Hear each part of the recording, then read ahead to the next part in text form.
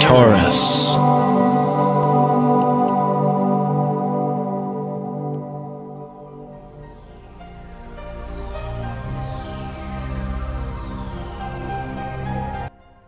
Hello Taurus, this is your forecast for March 2017, and you have a month where it's all about you reaching out for your hopes and dreams. Your 11th house is all awake here with the Sun, Mercury, and Neptune. So it's a time where you're going to find yourself being more social, out and about, and delving into groups, maybe even new groups, right? Or starting perhaps new groups. Now, having Neptune here, it's like, as for a long time, you've had a certain goal in your mind that you'd like to experience and reach for. And this month is going to bring to you the opportunity, at least, to see what you can do with it. If the universe opens up that door, how will you treat it? How will you expand it? How will you implement it? That kind of thing. And you might just meet somebody who will be that door opener for you as well. Now, Venus and Mars, though, they're in your 12th house alongside with Uranus. This is the time of year that we actually feel a little bit of a need to step back, because Venus has been busy for a whole year fulfilling its journey throughout your entire chart. And now it's all about powering up for what she's going to be doing here later on. And with Mars, well, Mars is your onboard propellant energy booster, right? And so even Mars might have been a little bit more, should I say, lax or tired, just resting up, because the 12th house, see, is your battery charger. And in order for it to be super strong when it charges through the rest of your chart, it needs to have some fuel, and the fuel is coming from spirit, okay, from above. So it's time to dream, and dream those big dreams, because once he's done and he's out there, which will be a little bit later in the month, he's going to take that dream, that vision that you have, that you've been creating now for these last few weeks, and will present it to the world. So it's a very visual time for you, time to meditate and so forth, and having Uranus here will infuse it with the power of change. You know, Uranus will always love to change up things so that we can renew ourselves, right? So they're both going to get buzzed, both Venus, then Mars, and then boom, there you go. And I feel a lot of it is tied into where Sun and Mercury is having these communications now out with certain people that can be helpful and be supportive for you and be those door openers. And you know what? Hey, you might be a door opener for somebody else and help launch them into their dream as well. So it kind of goes both ways. And we also have the new moon joining this little crowd up there in your 11th and 12th house. That new moon is not before the 27th. But we know the new moon and the power of the new moon, especially because we had the eclipses there in February. They're so supercharged right now, and it's in your 12th house on the 27th. So put time aside so that you can meditate, put your intentions down. Those intentions should be where you tell yourself that you will always listen to that inner voice, to your intuition. That's what rules this area of your life, because the more we listen, the more we can get that guidance that we speak, or seek, should I say. Because if we're always just out in the external world, also in our mind, there's always that chatter going on, right? The interaction, and we don't have the quietness enough to listen. So to pull back is super important. If you want to be successful in your life, you need that quiet time so that you can focus spirit, mind, and body all in one direction, so you're not fragmented and all over the place. So this is what this month is really good for. I feel romantically too. There could be things going on, maybe even in the works behind the veil, right? Because the 12th house is always behind the veil. And in that case, you, or maybe it could be your partner, that's dreaming up a storm of what the two of you would like to do a little bit later, once we now get into spring, coming into next month of April and May, towards your birthday. Plans can be made now, and in that case, they should be really sweet and nice, creative plans, because it's all that Piscean energy that's going on now with your communication with your partner about the dreams that you so hold and desire. We have Venus and Jupiter both now retrograde. Jupiter retrograded there in February on the 6th, will be retrograde until June 10th. And for you, Taurus, that's your 6th house. So you might feel that this area where Jupiter normally expands, which has to do with coworkers, has to do with your day-to-day life and routine too, might slow down just a little bit.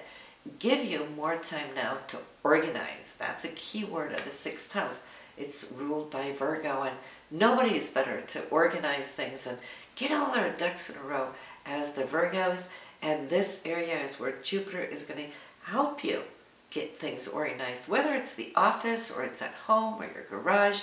And once everything is set, or should I say reset, it's good to go for a long, long time, because Jupiter moves slowly, and you'll be very happy with the finished outcome from it. Venus, though, will retrograde March 4th, straight through April 15th, yes, 15th, and this is going to be a delayed journey, and will stick around in your 12th house and give you more extended time to listen within, like we said, to figure out what it is you're actually doing. You'll have flashbacks to the past of people and places and events and so forth. What was good about certain things and what went down, what went wrong in certain other areas. And in that case, how can it be fixed? Remember though, it's always matters of the heart when it comes to Venus, so you might revisit some painful, perhaps, situations. But then again, the 12th house is all about love and forgiveness and rising above, healing it. And sometimes we think that that healing needs to come from the external world, that somebody comes to us, apologizes for the wrong they did. But that's not really it, because that's their karma. We can heal from it by allowing ourselves to look at it, let it go. Why? Because it's the past. It's not us today. It's not our future. If we drag old stuff into our future, we're the ones creating an extended period of that pain.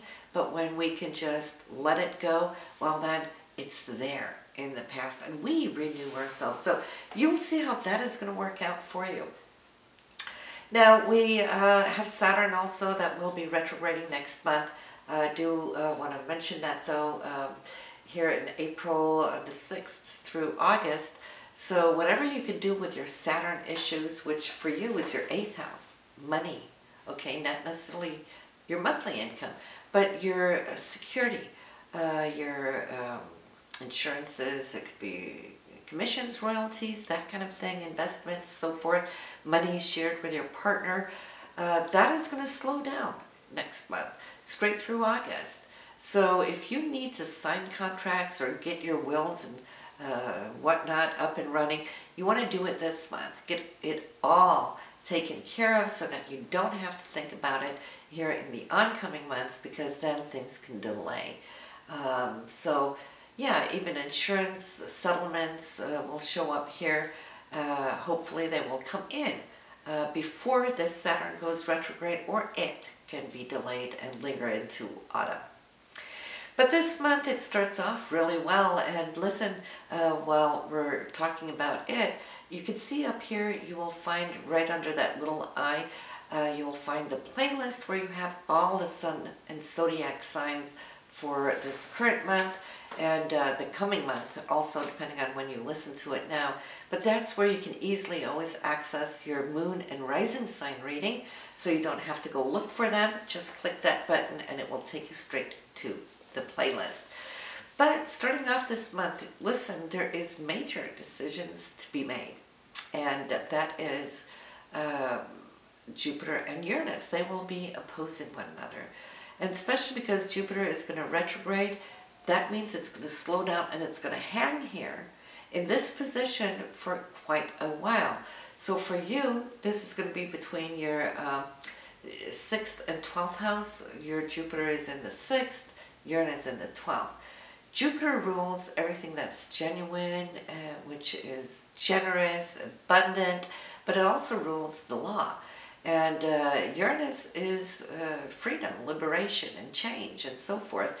So here there might be some major decisions that you're going to have to make, and it may not be easy, especially because it's lingering and it's hanging there for a while, but you will have to see what it's going to do for you. And please place a comment down below to see how it is affecting you. And you might need to come back and revisit this reading a little bit later just to see what it had and what it induced there for you. Because right around it, though, as this is taking place, the Sun and Mercury both are conjuncting here with Neptune. Neptune is in your 11th house for hopes and dreams. You will see that there might be a door opening up. And think about Uranus, though, as the liberator, right? Opening up and splitting you away from Jupiter of where you've been. So you might start something new. And if you do, then again, it's all to follow the heart. You will know what is right for you. Because see, this aspect too, I wouldn't be surprised that we're going to see a lot of political unrest and unsettlement because Uranus comes in with change. Jupiter rules the law, it rules politics. It's that 9th house aspect of which it rules. For you, though, it's between the 6th and the 12th house, so it's more like your stance in your day-to-day life. How is this going to open up or shatter your daily routine? So some of you might see how that can influence your work area. The 12th house has to do with, of course, who we are on the inside, our spirituality, and so forth.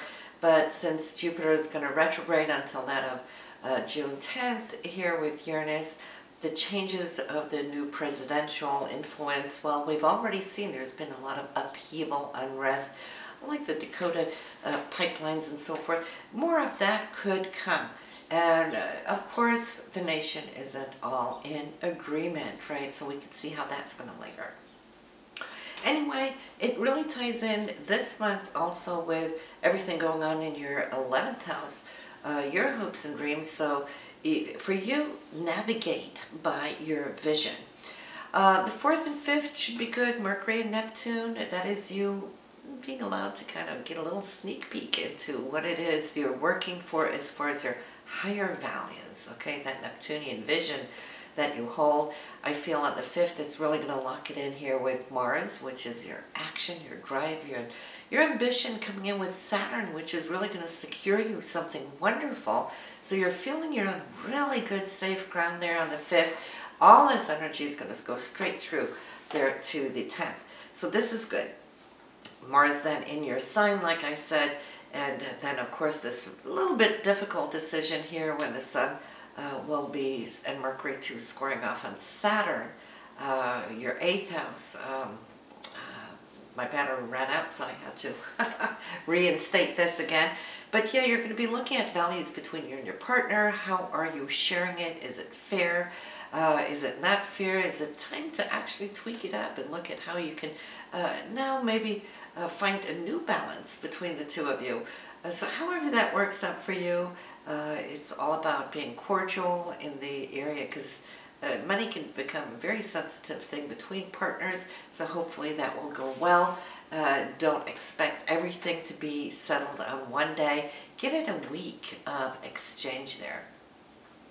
On the 20th, the Sun will move into Aries, which is into your 12th house, joining the group of Venus, Mars, and Uranus.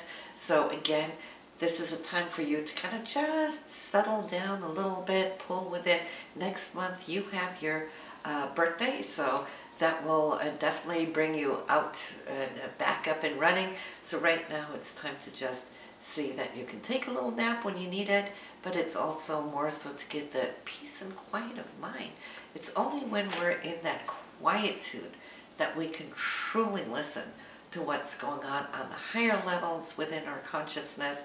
If we always have the radio on or the TV on or always talking to somebody, we don't really listen, and we can lose out on a lot of depth in our life. So that's why the 12th house is so important. It reminds us of listening to our intuition so that we can spiritually grow, and that is why we're here. in this world, on this planet, so we can grow as and evolve. On the 24th, we do have a decision to be made. Mercury and Jupiter, they're in opposition here. So whatever it is, you're going to have to take a stance. I feel it's something that can pass quickly. I think you're already pretty much in the knowing of what that decision will be, even before this day comes around. Because I'm seeing how the aftermath, the following days, that actually you're feeling pretty good about whatever it is, because there's new starts, there's new infusion of energy. Mercury might sign even a deal here with Uranus on the 26th. And that can really open up some new doors. We always like when Uranus is involved in a good way, because it gives us opportunity. And on the 27th, it's your ambition and your vision coming together here, infused, allowing you to now take a leap towards what it is you've been planning here for these last few weeks, and actually see that things can start manifesting. So the end of March is a great time for you, Taurus, to believe in where you're heading. And for you, more than anybody, that kind of security is always super important to you, Taurus. So I feel this month here of March, it's a good month. Things are turning around for you, and you're setting yourself up for next month, and I'll see you then. So please leave your comment. There is a playlist here, so you can jump straight to your moon and rising sign. You'll find them easily there on the playlist, so you don't have to go looking for them. And I'll see you next month, Taurus. Bye now.